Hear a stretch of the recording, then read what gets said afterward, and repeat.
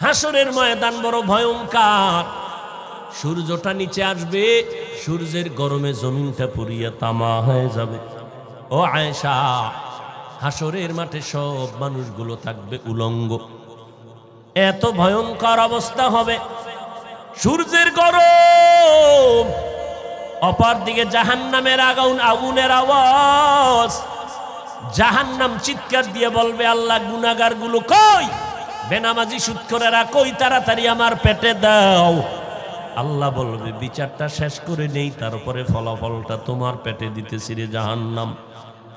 নবী বলেন, ওদিকে আমার আল্লাহ রাগান্বিত আওয়াজ দিবেন, লিমানিল মুলকুল ইয়াউম লিল্লাহিল ওয়াহিদিল কাহ্হার। এমন ভয়ঙ্কর অবস্থা, যে সমস্ত নবীদের কোনো গুনাহ নাই, কোনো গুনাহ নাই, সমস্ত নবীরা নিষ্পাপ, সেই নবীরা পর্যন্ত উম্মতের কথা ভুলিয়া নিজেরা শুধু নাফসি নাফসি বলে কান্না করবেন। আদম নাফসি নাফসি বলে কাঁদবেন, এই রকম নূহ নবী কাঁদবেন, ইব্রাহিম নবী নাফসি নাফসি বলে কান্না করবেন, দাউদ নবী আয়ুব নবী নাফসি নাফসি বলে কাঁদবেন, ঈসা নবী নাফসি নাফসি নাফসি বলে কান্না করবেন। আম্মা জান আয়েশা ডাক দিয়ে কয়, নবী তখন আপনি কি করবেন? মায়ার নবী কান্না করে বলে, আয়েশা, আমি মুহাম্মদ, আমি আল্লাহর সামনে মাকামে মাহমুদে সিজদায় পড়ে যাব, আমি নাফসি নাফসি বলে কাঁদবো না। আমি আল্লাহকে বলবো, আমার উম্মতেরে বাঁচাও, উম্মতেরে বাঁচাও, উম্মতেরে বাঁচাও, আমার একটা উম্মত যেন জাহান্নামে না যায় রে আল্লাহ। আমার আল্লাহ বলবে, ওলা সাউফা ইউতিকা রাব্বুকা ফাতারদা,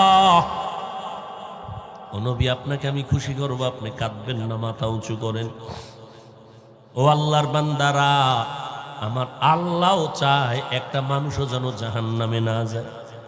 এই জন্য মুমিনেরে বলছেন, মুমিন মুসলমান হইয়া কবরে আসবি, কারণ আমি আল্লাহ শুধু জান্নাত দিতে চাই না, আমি আল্লাহ চাই বিনা হিসাবে জান্নাতে যাবি। বিনা হিসাবে জান্নাতে যেতে হলে মুসলমান হইয়া মরতে হবে, আর মুসলমান হওয়ার জন্য লাগবে গুনাহমুক্ত অন্তর। অন্তরকে গুনাহ থেকে পবিত্র বানানো লাগবে, আর অন্তরকে গুনাহ থেকে পবিত্র বানানোর সিস্টেম দুইটা। এক হলো, পিছনে যত গুনাহ করছি এর থেকে আমার পবিত্র হওয়ার জন্য মেডিসিন লাগবে, তার নাম কান্না ওয়ালা তওবা। সামনে যতদিন বাঁচবো গুনাহ করব না, সেই ক্ষেত্রে একটা মেডিসিন লাগবে, ওই মেডিসিনের নাম তাকওয়া। আর ওই তাকওয়া অর্জনের মতো ব্যবস্থাই হলো আল্লাহর খাস বান্দা উলামায়ে কেরাম আহলুল্লাহ, এদের সোহবতে গিয়া অন্তর সোজা করা লাগবে। আল্লাহওয়ালার নেক নজরে অন্তর সোজা হয়ে যাবে। ও আল্লাহর বান্দারা, ও যুবক ভাইরা, ও পর্দার আড়ালের মা বোনেরা, ও বৃদ্ধ বাবাজিরা, একটা সন্তানকে আলেম বানায় যান, হাফেজ বানায় যান, অন্তত ডাক্তার বানাবেন, ইঞ্জিনিয়ার বানাবেন, কোনো দুঃখ নাই। অন্তর দিয়া দোয়া করি, যুবক স্কুলে পড়ো, কলেজে পড়ো, ডাক্তারি পড়ো, ইঞ্জিনিয়ারিং পড়ো, আলহামদুলিল্লাহ তুমি ডাক্তার হও। আব্বা জানেরা সন্তানটারে ডাক্তার বানাবেন, ইঞ্জিনিয়ার বানাবেন, প্রফেসর বানাবেন, উকিল বানাবেন, ব্যারিস্টার বানাবেন, একজন সাংবাদিক বানাবেন। অন্তর দিয়া দোয়া করি, বানান বানান, ফিরবেন না। ওই কেউ বুঝাইল এই রাস্তাটা ছাড়বেন না। তবে অনুরোধ আমার একটা, বেয়াদব যেন হইয়া না যায়। আপনার সন্তান যেন আদর্শওয়ালা ডাক্তার হয়, আদর্শওয়ালা ইঞ্জিনিয়ার হয়, আদর্শওয়ালা প্রফেসর হয়। ওর ব্যবহারে যেন সবাই দোয়া করে, ওর ব্যবহারে যেন কেউ কষ্ট না পায়। এমন আদর্শ যদি বানাইতে চাও, মাকে আগে আদর্শওয়ালা হতে হবে, বাবাকে সৎ আদর্শওয়ালা হতে হবে। ইঞ্জিনিয়ার বানাও, তবে হারাম খাওয়াইও না। মরিয়া গেলে সন্তান কবরের কিনারায় গিয়া দোয়া করবে আমাদের জন্য। ও আল্লাহর বান্দারা, ওই কি দুনিয়ার জন্য পাগলামিতে পড়ছো? ও পর্দার আড়ালের আম্মা জান, আল্লাহর মোহাব্বত নিয়ে তওবা করেন, চোখের পানি ছেড়ে সন্তানের জন্য কাঁদেন, আর দোয়া করেন, আল্লাহ নেককার সন্তানের মা বাবা বানায় দাও, বদকার সন্তানের যেন মা বাবা হয়ে না যাই। ও সন্তানের দল, আল্লাহর কাছে তওবা করো, পিছনে যত গুনাই করছো তওবার দরজা খোলা। আল্লাহ বলে তওবা কর, আমি তোর জীবনের গুনাহগুলো মাফ করে দিব। ওই গুনাহগারের গুনার কথা স্মরণ করিয়া কান্না করো। আল্লাহকে মনে মনে বলো, আল্লাহ এই ময়দানে আমার মতো গুনাহগার কেউ নাই, গুনার কারণে আমার হাত না পাক, চোখ না পাক, জিহ্বা না পাক, অন্তর না পাক। আয় আল্লাহ, আমার মতো যুবক স্কুল কলেজে পড়ে নামাজ ছাড়ে না, আমি কেন পারবো না? আমার মতো যুবক র্যাব, আর্মি, পুলিশ, বিডিআরের চাকরি করে, নামাজ ছাড়ে না, আমি কেন পারবো না? আজকে থেকেই তওবা করে নিব। আজ একক তো নামাজ ছাড়বো না, বেপরদায় চলবো না, দাড়ি কাটবো না, মা বাবার সাথে বেয়াদবি করবো না, ওলামায়ে কেরামের বিরোধিতা করবো না, ওলামায়ে কেরামের পরামর্শ নিয়ে নেক আমল করব, ওলামায়ে কেরামের দোয়া নিয়ে চলবো, মা বাবার দোয়া নিয়ে আমল করব। মা বাবায় দোয়া করলে সাথে সাথে কবুল হয়ে যাবে। মা বাবার সাথে বেয়াদবি করব না, দেশ জাতির বিরুদ্ধে ষড়যন্ত্র করব না। তবে সবার কপালে তওবা নসিব হবে না, কারণ 13টা বছর নবীকে দেখিয়াও আবু জাহাল কালেমা পড়ে নাই। এই রকম শক্ত অন্তরওয়ালা কিছু মানুষ দুনিয়াতে থাকবে, কোনো বয়ানে তাদের অন্তরটা নরম হবে না। তবে দুই একজন আল্লাহর বান্দা, কলিজার টুকরা যুবক যদি একটু চোখের পানি ছাড়িয়া গুনার কথা স্মরণ করে আমার মালিকের ডাক দিয়ে কয়, হে মালিক, এই ময়দান থেকে গুনাহ নিয়ে ঘরে যাব না রে আল্লাহ। এই চোখের সামনে কত যুবকের জানাজা পড়াইলাম, কত যুবকের লাশ কবরে রাখলাম। আজকে থেকে আর নামাজ ছাড়বো না, বেপরদায় চলবো না, মা বাবারে কষ্ট দিব না। কারণ যেই মা বাবার চোখের পানির কারণে চেয়ারে বসলাম, সম্মান পাইলাম, টাকা পয়সার মালিক হয়ে গেলাম, ওই মা বাবারে কষ্ট দিয়া কামিয়াব হওয়া যাবে না। ও যুবক, পায়ে হাত রেখে বলি তওবা করে নাও। আমার আল্লাহকে মনে মনে ডাকো আর বলো, আল্লাহ আজকে থেকে তওবা করে নিব। গলায় ছুরি আসলে মরিয়া যাব, আর নামাজ ছাড়বো না, আর দাড়ি কাটবো না, মা বাবারে কষ্ট দিব না, নবীর সুন্নতের বাইরে চলবো না। স্কুলে পড়বো, কলেজে পড়বো, ডাক্তার হব, তবে নামাজ পড়বো, নবীর তরিকায় চলবো, মা বাবার দোয়া নিয়ে চলবো, ওলামায়ে কেরামের পরামর্শ নিয়ে চলবো।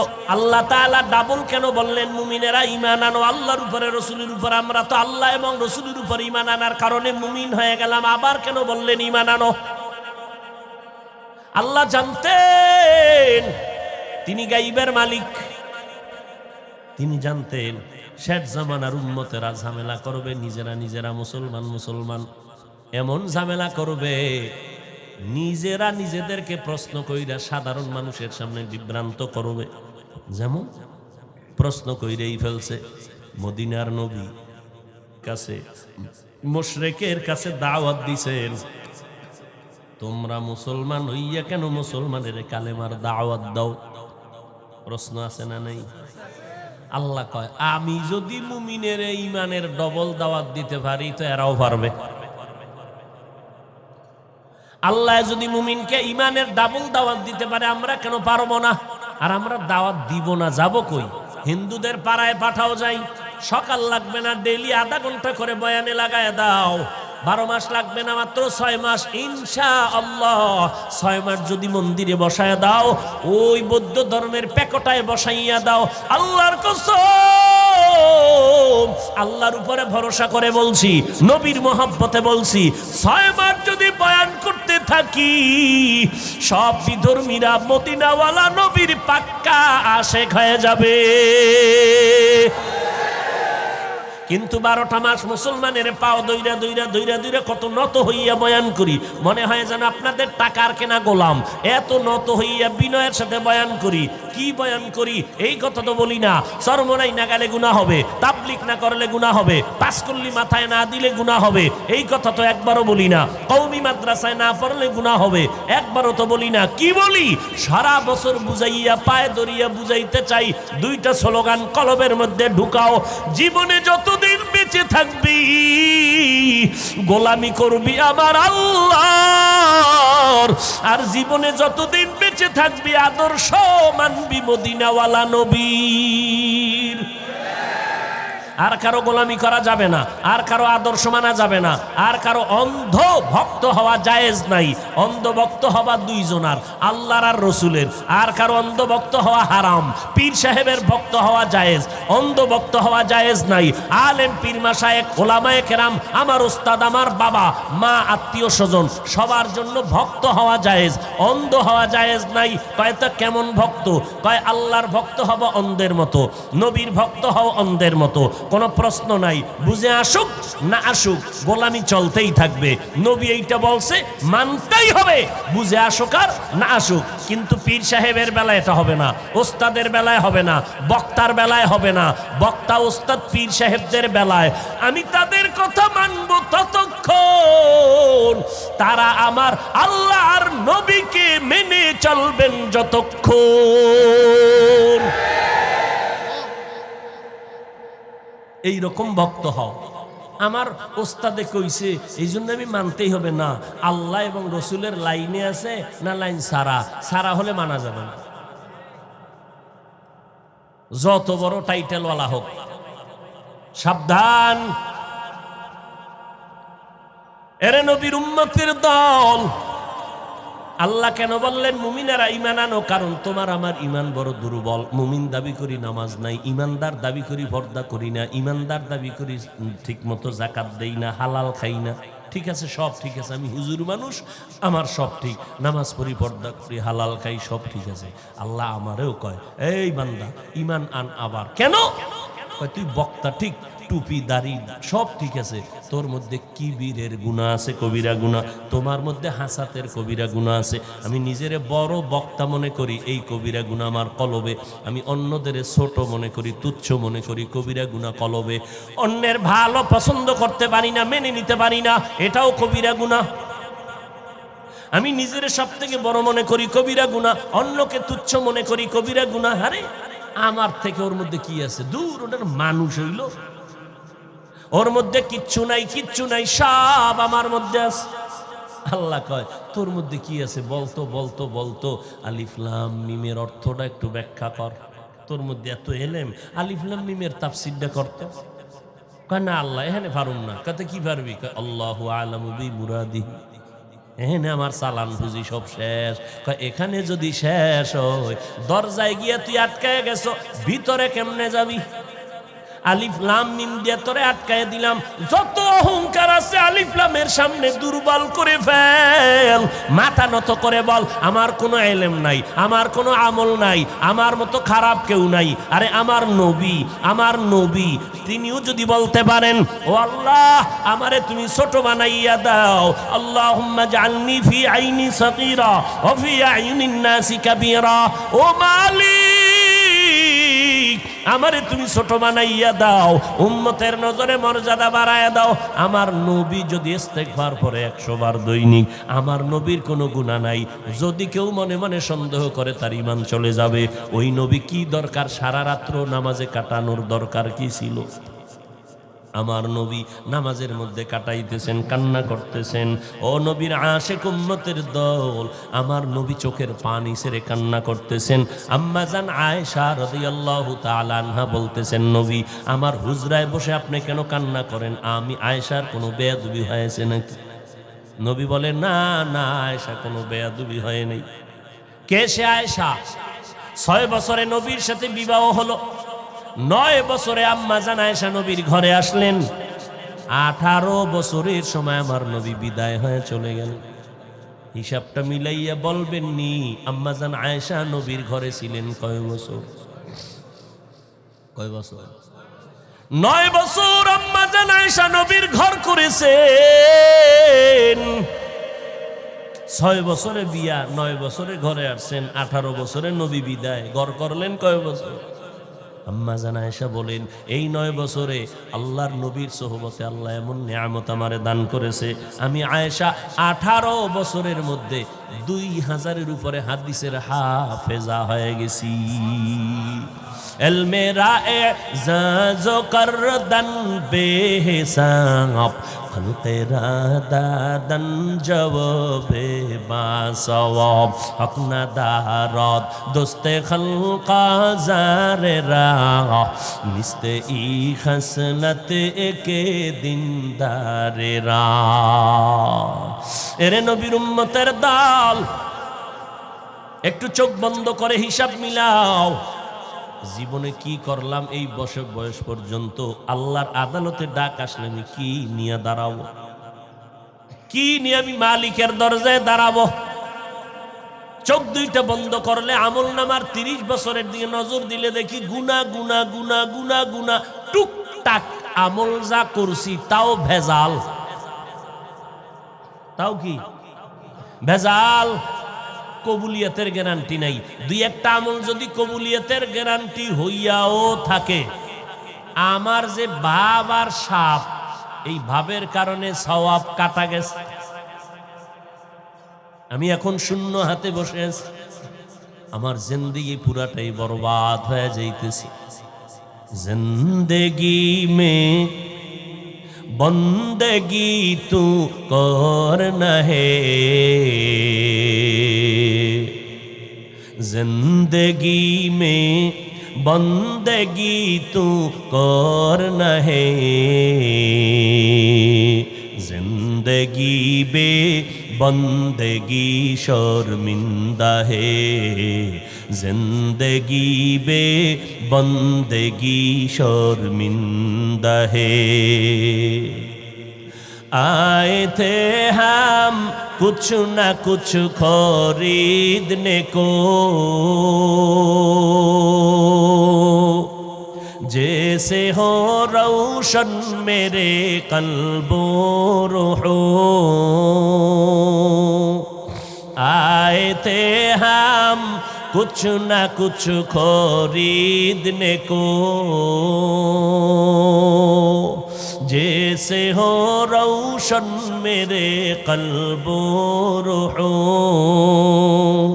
वरना कोई चारा दूजा में नहीं वरना कोई चारा दूजा में नहीं जिंदगी में बंदगी तू करना है जिंदगी में बंदगी तू करना है जिंदगी बे बंदगी शर्मिंदा है जिंदगी बे बंदगी शर्मिंदा है खराब लगे बंदा उलमाए केरामेर मोहब्बतेर आवाज काने लागाओ ए যুবক পায়ে হাত রেখে বলছি যদি পাও দুইটা গাইয়া দাও পায়ে হাত রেখে বলি আজকে থেকে আর গান শুনিস না মদিনাওয়ালা ইমাম সাহেবের কোরআন তেলাওয়াত শোন ইউটিউবে ঢুকিয়া মক্কার ইমামের কোরআন তেলাওয়াতের আওয়াজ কানে লাগাও আল্লাহর কসম এক সপ্তাহ পর নিজে নিজে তওবা করবি আর বলবি জীবনে গানের আওয়াজ কানে লাগাবো না এই তোর গান শুনতে মজা লাগে আমারও তো তোর যে একটা অন্তর আছে অন্তর কলব এই কলবটা আমার ভিতরে নাই আছে তুইও মানুষ আমিও মানুষ অযুবক তোমারও আকৃতি গঠন সব এক তোমার হাওয়া বাতাস জমিন খানা সব এক আমারটাও এক আমার মনেও তো চায় তোর মতো চুলগুলো আঁকা বাঁকা কইরা বান্দর আর ইন্দুরের মতো সাইজ করি মনে আমারও চায় তোর মতো প্যান্ট শার্ট টাই লাগাইয়া বিড়ি টানি তুই যেমন দাড়ি কাটছ আমার তো মনে চায় দাড়িটা কাইটা যৌবনের ভাবসাব নিয়ে রাস্তায় ঘুরি তোর মনে চায় মোবাইল নিয়ে তুই পার্কে পার্কে আড্ডা দিবি আমিও তো পারি যাইতে কেউ আমারে বাধা দিত না এ যুবক মনটা চাওয়ার পরেও কেন বাবা টুপি মাথায় রাখি মাথা গরম হয়ে যায় টুপি মাথায় দিলে শরীর গরম লাগে জামার কারণ এই শীতের মধ্যে ফজরের সময় ঠান্ডা পানি দিয়ে ওযু বানাইয়া নামাজ পড়া কি না কষ্ট এরপরেও একবেলার নামাজ সারি না রে বাবা, টুপিটা সারি না, দাড়ি কাটি না রে, জামাও সারি না। কি ঠেকা আছে তোদের পায়ে দূরে দূরে বয়ান করবো রে বাবা। আমার কবরে আমি যাব, তোমার কবরে তুমি যাইবা। তুমি আমার একটা টাকা দাও না, আমিও তোমার খাই না, তুমিও আমারটা খাও না রে বাবা। এরপরও কেন কোন ঠেকায় ভরিয়া তোমার পায়ে ধরে ধরে বুঝাইতেছি রে বাবা। এই আল্লাহর গোলাম, একমাত্র কারণ বাচ্চাটা আগুনের সামনে খেলতেছে, সামনে আগুন, আগুন দেখলেই ধরে, দেখলেই ধরে। মায় কয় ধরিস না, আগুনে ফুরিয়ে যাবে। বাচ্চা বুঝেনি, ও দিছে দিছে আঙ্গুল ফুরিয়ে গেছে। এইভাবে মা বারবার বুঝাইছে, আগুন আগুন ধরবি না, আগুন আগুন ভয়ঙ্কর, পুড়ে যাবি পুড়ে যাবি। বুঝাইতে বুঝাইতে বুঝাইতে বুঝাইতে সন্তান একদিন এমন বুঝ পাইয়া গেছে, এখন আগুন দেখলে আগুন আগুন কয়ে দৌড় দেয়। মা কেন বুঝায়? কয় মায়ের কলিজার মোহাব্বত, সন্তানটা আগুনে পুড়বে, মা সহ্য করে নিতে পারবে না। ওলামায়ে আহলে হক যারা, তুমি নামাজ না পড়লে তুমি জবাব দিবা, দাড়ি কাটলে তোমার জবাব তুমি দিবা। পর্দা আর নবী আমার 63 বছর হায়াতে একটা মিথ্যা কথা বলেন নাই। দুনিয়াতে একটা নেতার নাম ক যে নেতাই জীবনে মিথ্যা বলে নাই? আমার নবী 63 বছর জীবন, একটা মিথ্যা কথা জীবনেও বলেন নাই আমার নবী।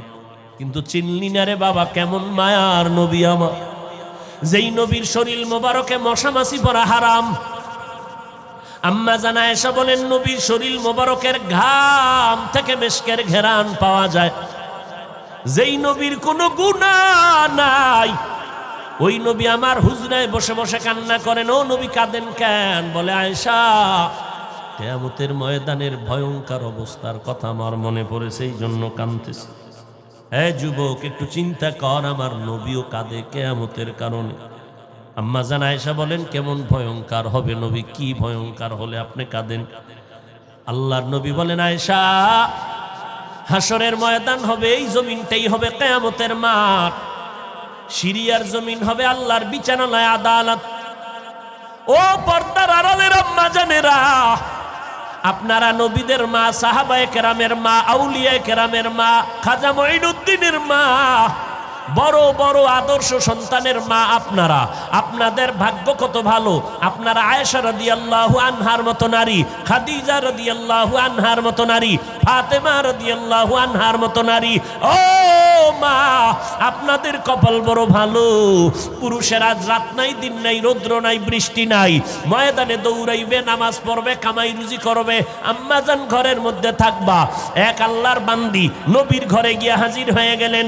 নবীর স্ত্রীকে প্রশ্ন করলেন, আম্মা জান, পুরুষেরা জানাজায় যায় কত সওয়াব, জুমার নামাজে যায় কত সওয়াব, ঈদের নামাজে যায় কত সওয়াব, জিহাদের ময়দানে যায় কত বরকত, আমরা তো যেতেও পারি না, এত বরকত তো পাই না। নবীর থেকে যাই না, জবাব দিবেননি। এবার আম্মা জান নবীর কাছে গেলেন। নবী বলেন, জানায় দাও ও দুনিয়ার নারীরা, ও পর্দার আড়ালের মা বোনেরা, মদিনার নবী কয়ে শুনাইয়া দাও, আমার মাওলা বড় দয়াময়, আমার মাওলার মতো দয়ার মালিক কেউ নাই। ও নারীরা, তোমাদের এত মর্যাদা, ঘরের মধ্যে থাকো, ঘরের মধ্যে থাকিয়া পর্দা রক্ষা করিয়া নির্জন জায়গায় নামাজ আদায় করবা, স্বামীর মাল হেফাজত করবা, সন্তানগুলোরে আদর্শ সন্তান বানাইবা। ঘরের মধ্যে তুমি থাকিয়া নামাজ পড়িয়া, ওই পুরুষেরা জুমায় গিয়া, ঈদগায় গিয়া, ওই জানাজায় গিয়া, জিহাদের ময়দানে গিয়া যেই পরিমাণ বরকত পাইতো, আমার আল্লাহ ঘরের মধ্যে নারীদেরকে সম পরিমাণ বরকতার সওয়াব দিয়ে দিবেন। আম্মা জানের যুদ্ধে যাওয়া লাগবে না। আম্মা জানের বাচ্চাটা দুনিয়াতে আসার সময় কত আম্মা জানেরা মারা যায়। মদিনার নবী কয়, ও আম্মা জানের দল, বাচ্চা প্রসবকালে মা তুমি যদি মরিয়া যাও, আল্লাহ তোমাকে শাহাদাতের মর্যাদা দিয়া বিনা হিসাবে জান্নাত দিয়া দিবেন। বাচ্চা প্রসব করিয়া আম্মাজান যদি জিন্দা থাকেন আল্লাহ আপনাকে গাজীর মর্যাদা দান করবেন। আম্মাজানের কত দাম। ও মা, আপনারা আজকে দুনিয়ার রং তামাশায় আনন্দে আত্মহারা হইয়া স্বামীর সম্পদ নিয়া ডানে বামে খরচ করিয়া স্বামীরে পঙ্গু বানাইতেছেন খবর নাই।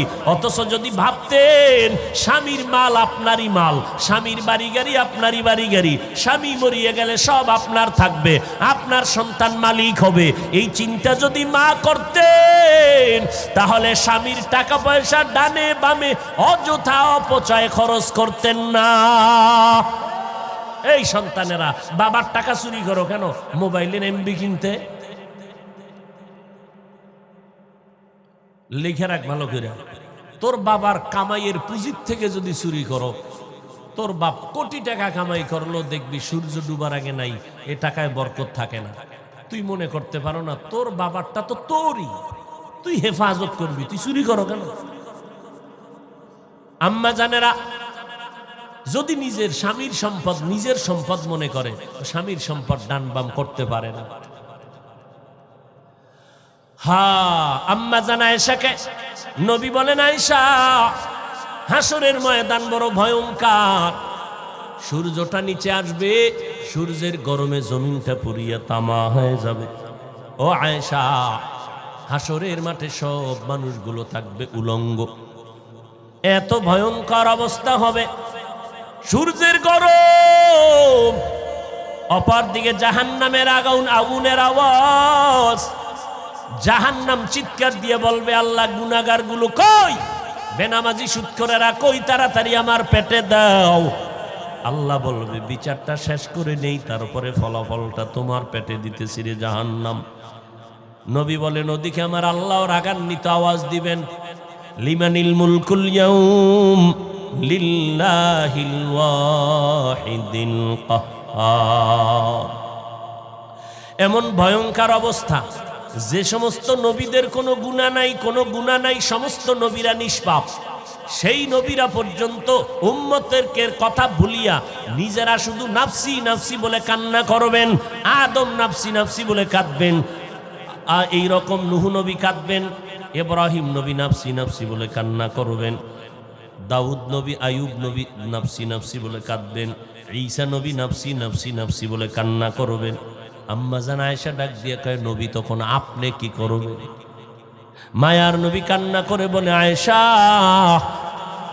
আমি মুহাম্মদ, আমি আল্লাহর সামনে মাকামে মাহমুদে সিজদায় পড়ে যাব, আমি নাফসি নাফসি বলে কাঁদবো না, আমি আল্লাহকে বলবো, আমার উম্মতেরে বাঁচাও, উম্মতেরে বাঁচাও, উম্মতেরে বাঁচাও, আমার একটা উম্মত যেন জাহান্নামে না যায় রে আল্লাহ। আমার আল্লাহ বলবে, ওলা সাউফা ইউতিকা রাব্বুকা ফাতারদা,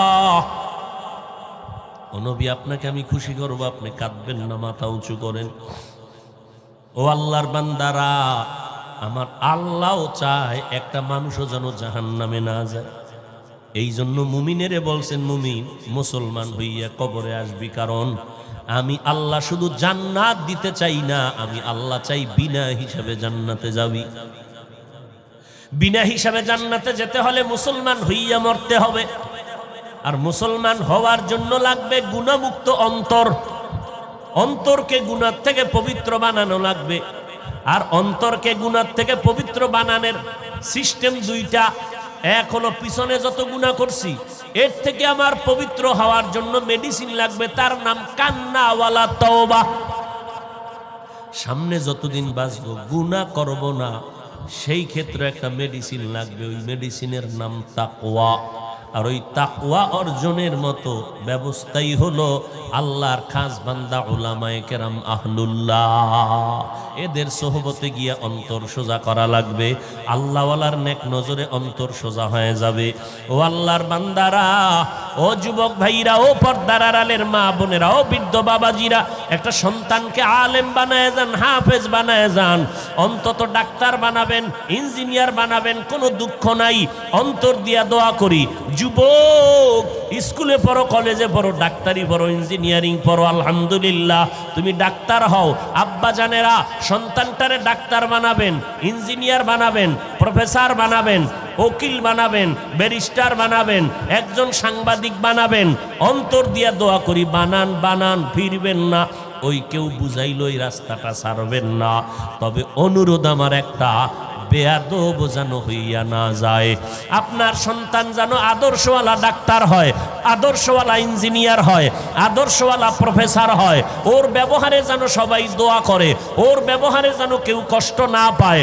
এমন আদর্শ যদি বানাইতে চাও, মাকে আগে আদর্শওয়ালা হতে হবে, বাবাকে সৎ আদর্শওয়ালা হতে হবে। এই জন্য যে আব্বা জানেরা হারাম টাকা খাইয়া ঘরের মধ্যে যান, এই টাকায় সন্তান খাওয়াইতেছে, ওই সন্তান আপনার কোনোদিন বাধ্য হবে না। হারাম খাওয়ার কারণে সন্তান মা বাবার উল্টো পথে চলবে, ওই সন্তানের দ্বারা মা বাবার কল্যাণ হবে না। একজন মা যদি স্বামীরে জিগায় বেতন কত তোমার, কয় আমার বেতন 20,000। ঠিক আছে, বেতন 20,000। এক মাস পরে দেখা গেল 22,000 টাকা নিয়ে আসছে। স্ত্রী যদি ধৈরেই বসে, স্বামী তোমার বেতন না 20,000, 2,000 বাড়তি কেন? স্ত্রীকে স্বামী জবাব দিতে বাধ্য, এই 2,000 টাকা একজনে দান করছে, আলহামদুলিল্লাহ। পরের মাসে যদি দেখে 5,000 বেশি, ও স্বামী তোমার বেতন 20,000, 5,000 টাকা আলাদা পাইলে কেমনে? এইভাবে যদি ধরে, হঠাৎ করে যদি স্বামীর থেকে টের পায় আমার স্বামী হারাম টাকা আনতেছে, একদিন যদি স্ত্রী মোহাব্বতের আওয়াজে স্বামীর পা জড়াইয়া ডাক দিয়ে কয়, স্বামী তুমি হারাম টাকা তুমি খাইয়া মরো, দুঃখ নাই, কিন্তু তোমার সন্তানের হারাম টাকা খাওয়াইও না, তুমি তাদের রক্তটারে হারাম টাকা দিয়া নাপাক করিও না। কারণ হারাম টাকা দিয়া সন্তানের যদি খানা দাও, ওই সন্তান বেয়াদব হবে, তোমার খেদমত করবে না, তোমার বদনাম করবে, আমার বদনাম করবে না। হালাল খাওয়াও, সন্তানটারে ডাক্তার বানাও, ইঞ্জিনিয়ার বানাও, তবে হারাম খাওয়াইও না। মরিয়া গেলে সন্তান কবরের কিনারায় গিয়া দোয়া করবে আমাদের জন্য। ও আল্লাহর বান্দারা, ওই কি দুনিয়ার জন্য পাগলামিতে পড়ছো? ও পর্দার আড়ালের আম্মা জান, আল্লাহর মোহাব্বত নিয়ে তওবা করেন, চোখের পানি ছেড়ে সন্তানের জন্য কাঁদেন, আর দোয়া করেন, আল্লাহ নেককার সন্তানের মা বাবা বানায় দাও, বদকার সন্তানের যেন মা বাবা হয়ে না যাই। ও সন্তানের দল, আল্লাহর কাছে তওবা করো। পিছনে যত গুনাই করছো, তওবার দরজা খোলা। আল্লাহ বলে তওবা কর, আমি তোর জীবনের গুনাহগুলো মাফ করে দিব। ওই গুনাহগারের গুনার কথা স্মরণ করিয়া কান্না করো। আল্লাহকে মনে মনে বলো, আল্লাহ এই ময়দানে আমার মতো গুনাহগার কেউ নাই, গুনার কারণে আমার হাত না পাক, চোখ না পাক, জিহ্বা না পাক, অন্তর না পাক। আয় আল্লাহ, আমার মতো যুবক স্কুল কলেজে পড়ে নামাজ ছাড়ে না, আমি কেন পারবো না? আমার মতো যুবক র্যাব আর্মি পুলিশ বিডিআরের চাকরি করে, নামাজ ছাড়ে না, আমি কেন পারবো না? আজকে থেকেই তওবা করে নিব, আজ এক ওয়াক্ত নামাজ ছাড়বো না, বেপরদায় চলবো না, দাড়ি কাটবো না, মা বাবার সাথে বেয়াদবি করবো না, ওলামায়ে কেরামের বিরোধিতা করবো না, ওলামায়ে কেরামের পরামর্শ নিয়ে নেক আমল করব, ওলামায়ে কেরামের দোয়া নিয়ে চলবো, মা বাবার দোয়া নিয়ে আমল করব। মা বাবায় দোয়া করলে সাথে সাথে কবুল হয়ে যাবে। মা বাবার সাথে বেয়াদবি করব না, দেশ জাতির বিরুদ্ধে ষড়যন্ত্র করব না। তবে সবার কপালে তওবা নসিব হবে না, কারণ 13টা বছর নবীকে দেখিয়াও আবু জাহাল কালেমা পড়ে নাই। এই রকম শক্ত অন্তরওয়ালা কিছু মানুষ দুনিয়াতে থাকবে, কোনো বয়ানে তাদের অন্তরটা নরম হবে না। তবে দুই একজন আল্লাহর বান্দা, কলিজার টুকরা যুবক যদি একটু চোখের পানি ছাড়িয়া গুনার কথা স্মরণ করে আমার মালিকের ডাক দিয়ে কয়, হে মালিক, এই ময়দান থেকে গুনাহ নিয়ে ঘরে যাব না রে আল্লাহ। এই চোখের সামনে কত যুবকের জানাজা পড়াইলাম, কত যুবকের লাশ কবরে রাখলাম, আজকে থেকে আর নামাজ ছাড়বো না, বেপরদায় চলবো না, মা বাবারে কষ্ট দিব না। কারণ যেই মা বাবার চোখের পানির কারণে চেয়ারে বসলাম, সম্মান পাইলাম, টাকা পয়সার মালিক হয়ে গেলাম, ওই মা বাবারে কষ্ট দিয়া কামিয়াব হওয়া যাবে না। ও যুবক, পায়ে হাত রেখে বলি তওবা করে নাও, আমার আল্লাহকে মনে মনে ডাকো আর বলো, আল্লাহ আজকে থেকে তওবা করে নিব, গলায় ছুরি আসলে মরিয়া যাব, আর নামাজ ছাড়বো না, আর দাড়ি কাটবো না, মা বাবারে কষ্ট দিব না, নবীর সুন্নতের বাইরে চলবো না, স্কুলে পড়বো, কলেজে পড়বো, ডাক্তার হব, তবে নামাজ পড়বো, নবীর তরিকায় চলবো, মা বাবার দোয়া নিয়ে চলবো, ওলামায়ে কেরামের পরামর্শ নিয়ে চলবো। দেশ ও জাতির বিরুদ্ধে ষড়যন্ত্রে লিপ্ত হব না। তওবার যদি খাঁটি নিয়ত কারো অন্তরে থাকে, দুর্বলতা না থাকে, খাঁটি তওবার নিয়ত যাদের অন্তরে আছে, আল্লাহর ওয়াস্তে বলবো, আল্লাহর মোহাব্বতে, নবীর মোহাব্বতে দুটো হাত আল্লাহকে দেখাইয়া দেন। আল্লাহ আমাদের হাতগুলো কবুল করে নেন, তওবা কবুল করে নেন, তওবার উপরে মজবুত হইয়া চলার তৌফিক দান করেন। আমিন। আলহামদুলিল্লাহি রাব্বিল আলামিন। والصلاة والسلام على سيد الأنبياء والمرسلين وعلى آله وأصحابه أجمعين. يا أرحم الراحمين، يا أرحم الراحمين، يا أرحم الراحمين. رب ارحمهما كما ربياني صغيرا. बता हमको तेरे राह की तरफ है, तेरे राह पर चला हमको खुदाया. बेगुनाह न गुज़श्त बरमा साअते, बाहुजूरी दिन न करदम ताअते. या इलाही मुझसे मुझको दूर कर, ताकि देखो मुझ में तुझको एक नज़ूर. अल्लाहुम्मा इन्ना नऊज़ु बिका मिनल बरसी वल जुनूनि वल जुज़ामी व सय्यिल अस्क़ाम. अल्लाहुम्मा इन्ना नस्अलुका रिज़ाका वल जन्नह व नऊज़ु बिका मिन सख़तिका वन नार. रब्बि इश्रह ली सदरी व यस्सिर ली अमरी वहलुल उक़दतम मिन लिसानी यफ़क़हू क़ौली. अल्लाहुम्मा इन्नका अफ़ुव्वुन तुहिब्बुल अफ़्वा फ़अफ़ु अन्नी.